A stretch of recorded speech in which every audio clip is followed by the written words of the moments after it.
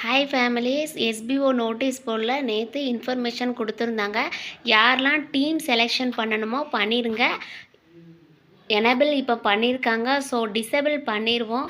So யாரெல்லாம் choose பண்ணணுமோ பண்ணிடுங்க அப்படின்ட்டு சொன்னாங்க. இன்னும் நீங்கள் டீம் செலெக்ஷன் சூஸ் பண்ணலை அப்படின்னா கண்டிப்பாக போயிட்டு சூஸ் பண்ணுங்கள். டீம் செலெக்ஷன் இருக்குது பார்த்தீங்களா, இதை கிளிக் பண்ணிங்க அப்படின்னா எஸ்பிஓவில் நீங்கள் சேல்ஸ் டீமா, ப்ரொமோஷன் டீமா, ரீஃபண்ட் டீமா அப்படின்ட்டு நீங்கள் செலக்ட் பண்ணுறதுக்கு நேற்றே உங்களுக்கு டைம் கொடுத்துருக்காங்க.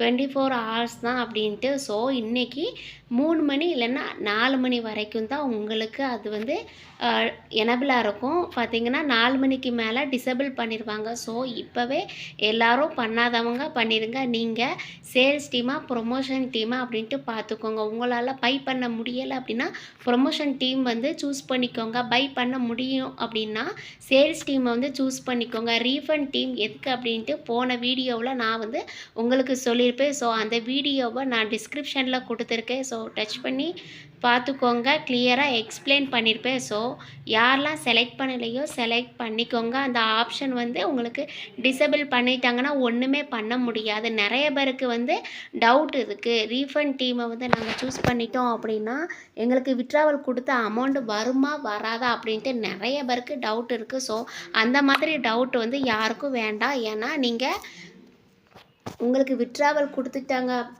கொடுத்துருக்கீங்க அப்படின்னா கண்டிப்பாக அந்த அமௌண்ட் உங்களுக்கு வந்துடும்.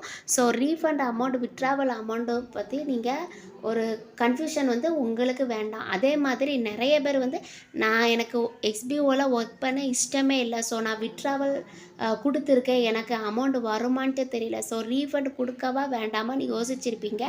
அப்படி எதுவுமே நீங்கள் கன்ஃபியூஷன் பண்ணிக்கிற வேண்டாம். நிறைய பேர் விட்ராவல் வந்த பிறகு நான் எக்ஸிட் ஆகிக்கிறது அப்படின்னு சொல்லியிருக்கீங்க. உங்களுடைய விட்ராவலை எதிர்பார்த்து தான் எஸ்பிஓவில் ஆக்டிவாக இருக்கீங்க. அப்படிலாம் இருக்க வேண்டாம். கண்டிப்பாக விட்ராவல் அமௌண்ட் வந்துடும். ஸோ ரீஃபண்டு நீங்கள் செலக்ட் பண்ணணும்னா பண்ணிவிட்டு நீங்கள் எஸ்பிஓவில் ரீஃபண்டு வாங்கிட்டு போய்க்கிடலாம். ஏன்னா நிறைய பேர் அந்த கவுண்டிங் அதிகமாக இருக்குது. ஏன்னா நிறைய பேர் விட்ராவல் வந்த பிறகு நீங்கள் இன்ஆக்டிவாக இருக்கிறீங்க. ஒர்க்கே பண்ணாமல் டாஸ்க் எதுவுமே முடிக்காமல் கவுண்டிங் எஸ்பிஓவில் இவ்வளோ கவுண்டிங் இருக்குது.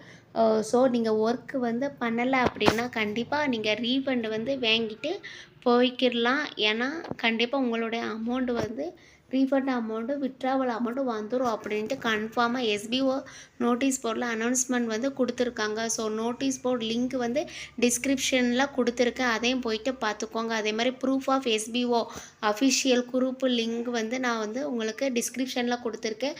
அதுலேயும் போயிட்டு பாருங்கள். டெய்லி பேமெண்ட் ரிலீஸ் பண்ணிக்கிட்டே தான் இருக்கிறாங்க.